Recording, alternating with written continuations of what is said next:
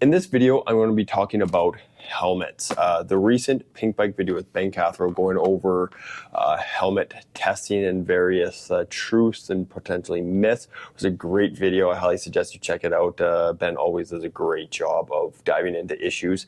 I want to talk to you about some of my experiences, my beliefs based on research and being a professional in this field for almost 20 years and working with athletes from multiple different sports, not just mountain biking, and seeing the different styles of helmet and seeing helmet design grow and improve over the years, and what I think, my opinions on choosing a helmet and what you should do through the life of a helmet, because there's a lot of information out there.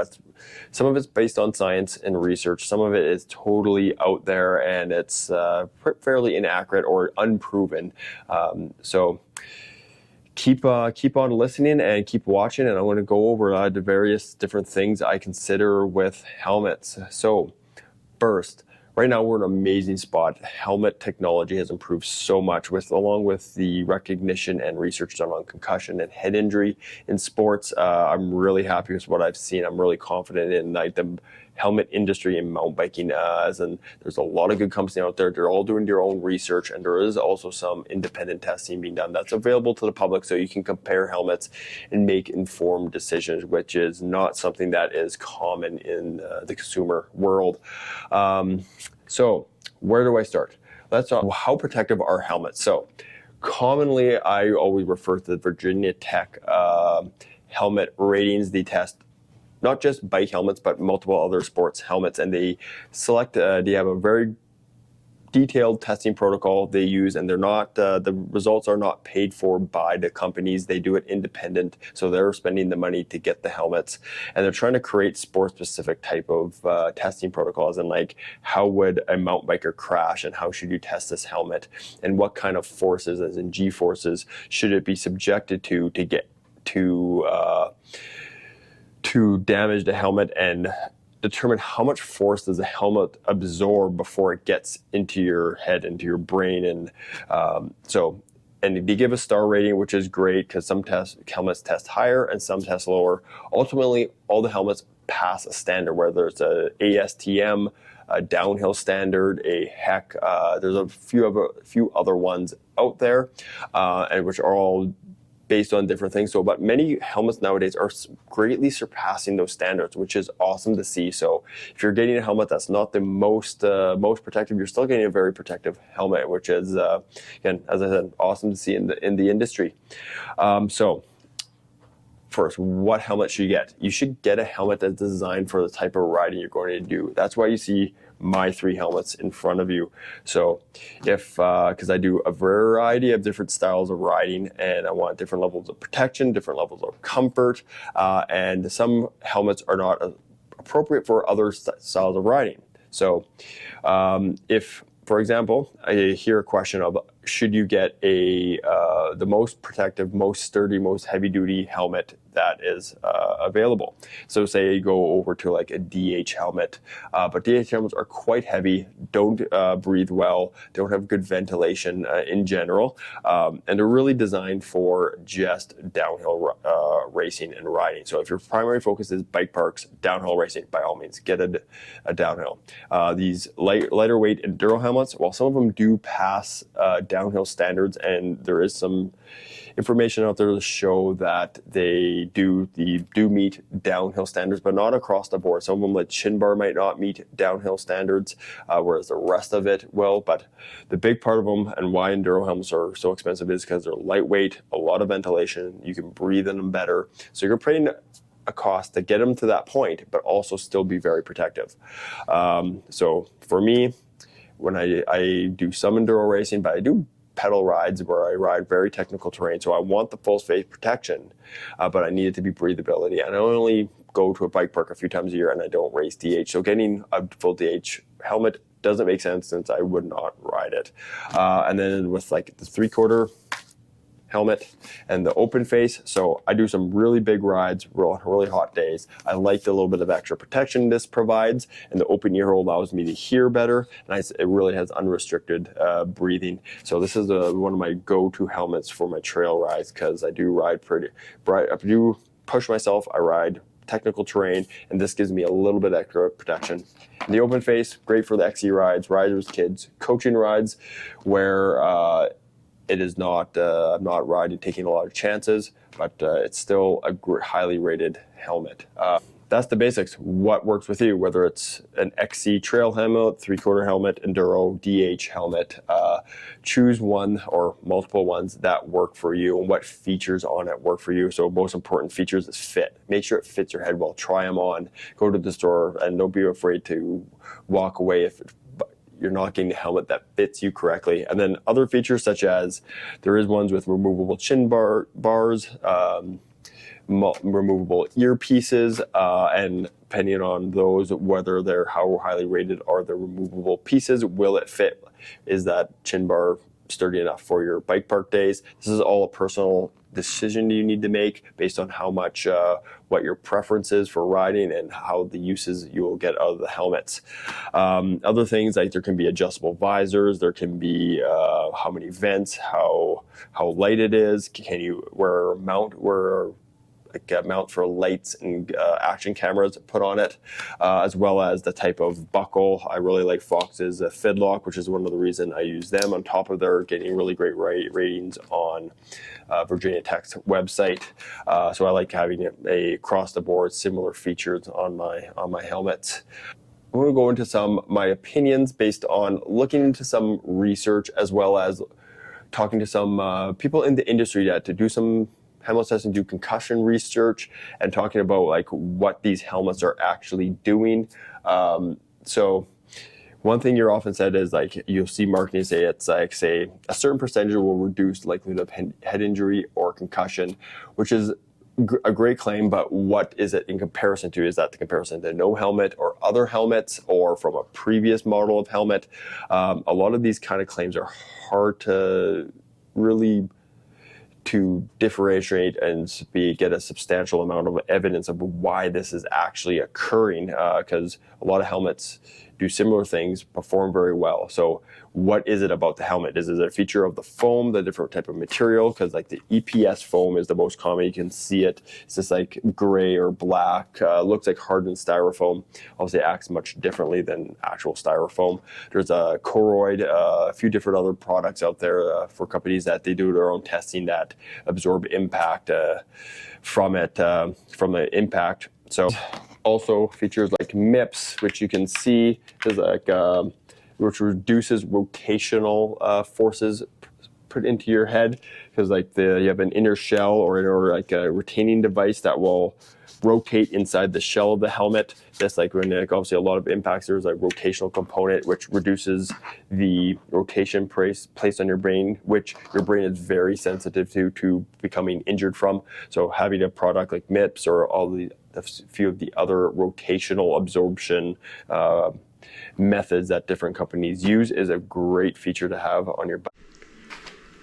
So after recording this video, I was curious and looked a little bit more into MIPS, and I did find one study that would bring some question into MIPS and other rotational technologies in helmets.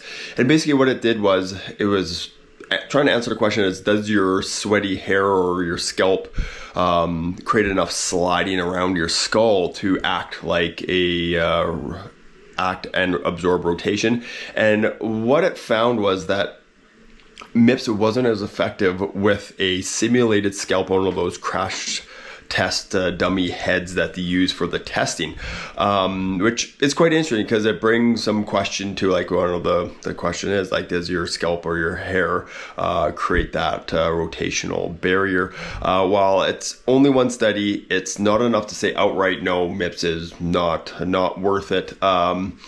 Because it is just a simulated scalp and a few other things. It's just one study. Can this be reproduced over and over again? It's something to keep an eye on, but not go outright and say 100% that MIPS and other rotational force absorbing technology out there are not worth it.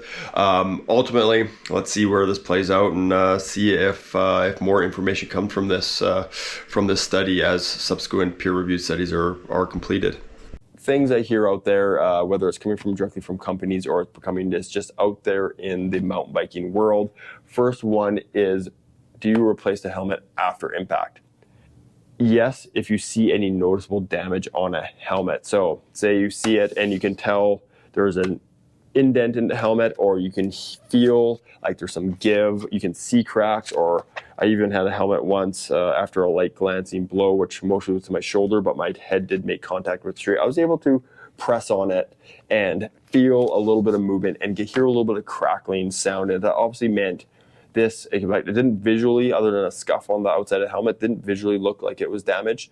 But I ended up replacing that helmet immediately because I knew the internal structure of the foam of the helmet had been compromised. So even though it looked fine, do a really good search of your helmet to make sure that the structure of the helmet is still intact. And this isn't always immediately after a impact, because the helmets go through quite a bit. Like they can get dropped, they can be in the back of your trunk. Different things can happen to them, even if it's not a noticeable impact. Because I once had a helmet, I know I'd never dropped it. I had never had a crash where I hit my head with it. But I was doing a test of all my helmets, just going inspecting them all, and I found a crack in the foam. And there was a little bit of movement in that crack, so I had to replace that helmet. Don't know why, it wasn't all that old, but that helmet no longer was going to meet my expectations for protecting me. So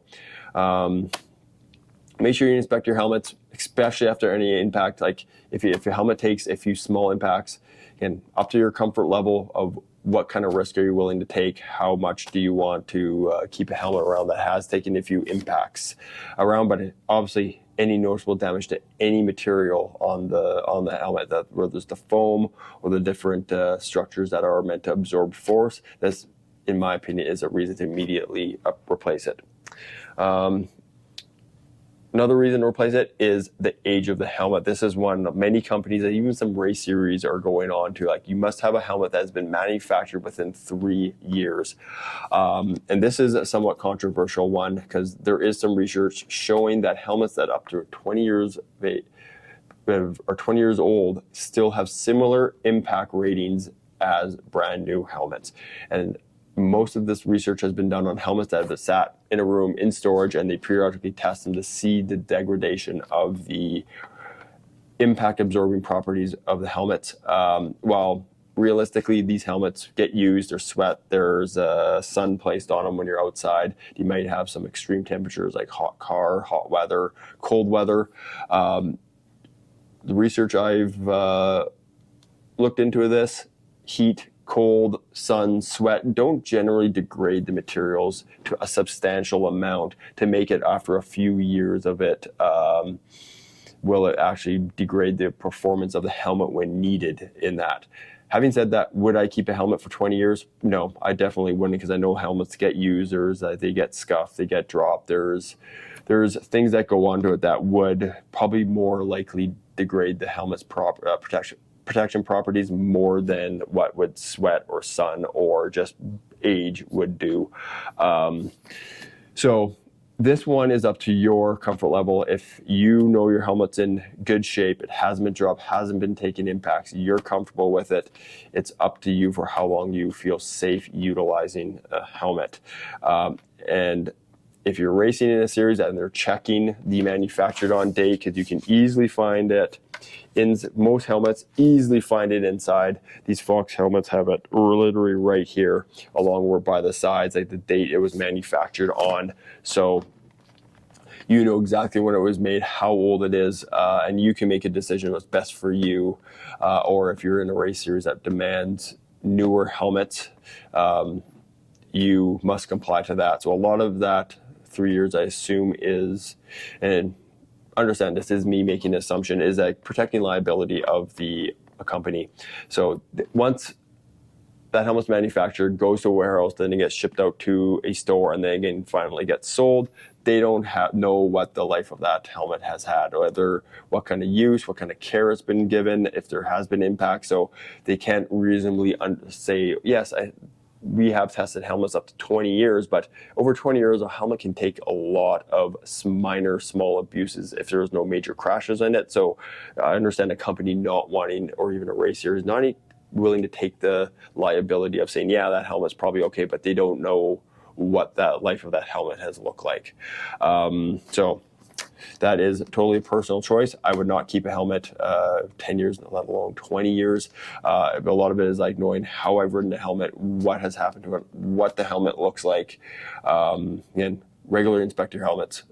If there is anything that makes you question the durability of the helmet or the safety of the helmet, if it's compromised, err on the side of caution, get a new helmet.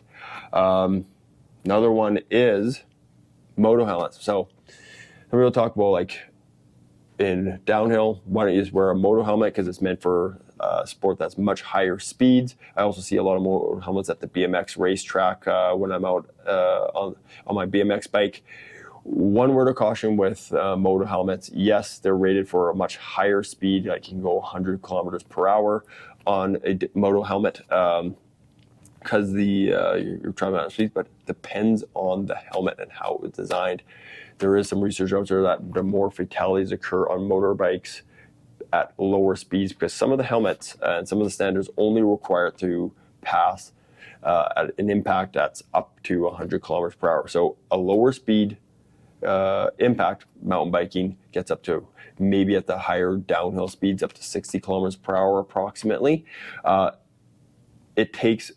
You need a material that will deform and absorb energy at a lower speed. So say if a helmet's only designed to take an impact or absorb an impact at 100 kilometers per hour, it might be too hard and too stiff at a lower speed. This is why there was a little bit of research done finding that more fatalities and more injuries occurred from lower speed motorcycle crashes. Well, and in the motocross world, as the mountain biker world, there's multiple standards out there, and it can get confusing. So there is a few different standards in motocross. So whether it's ECE, Snell, or DOT, if you're going to go the moto route, same as if you're going to go DH or 3/4 or trail helmet or XC helmet or road helmet, how